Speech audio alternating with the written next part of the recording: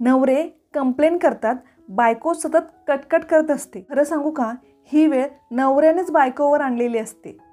नमस्कार, माझं नाव आहे पूनम आणि आपल्या या यूट्यूब चॅनलवर तुमचं स्वागत आहे. नवरे कंप्लेन करतात, बायको सतत कटकट करत असते. जुन्या घडून गेलेल्या गोष्टीबद्दल सतत बोलत असते. खरं सांगू का, ही वेळ नवऱ्यानेच बायकोवर आणलेली असते. नवऱ्याने त्याच वेळी बोलून चर्चा करून गोष्टी सॉल्व्ह केल्या असताना तर त्यांना हे ऐकून घ्यावे लागलेच नसते. बायको नवऱ्याला एखादी गोष्ट सांगत आहे एकदा, दोनदा, तीनदा, याचा अर्थ तिला काही प्रॉब्लेम आहे. ती सतत सांगत आहे म्हणजे तिच्यासाठी ते महत्त्वाचे आहे. नवऱ्याने तिला समजून घेतले पाहिजे, तिचा तो प्रॉब्लेम सॉल्व्ह केला पाहिजे, अशी तिची अपेक्षा असते. मला माहीत आहे सगळेच प्रॉब्लेम सॉल्व्ह होणारे नसतात, पण तेव्हा तिला नवऱ्याने समजून घेण्याची गरज असते. मला तुझे म्हणणे पटत आहे, मी तुझ्या बाजूने आहे, मी तुझ्यासोबत आहे, या आधाराची गरज असते.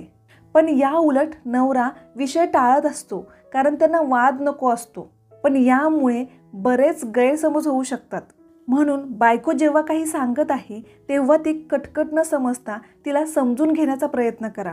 वाद होतील अशा विषयांवर दोघे मिळून शांतपणे चर्चा करा, तेही एकमेकांना न दुखावता.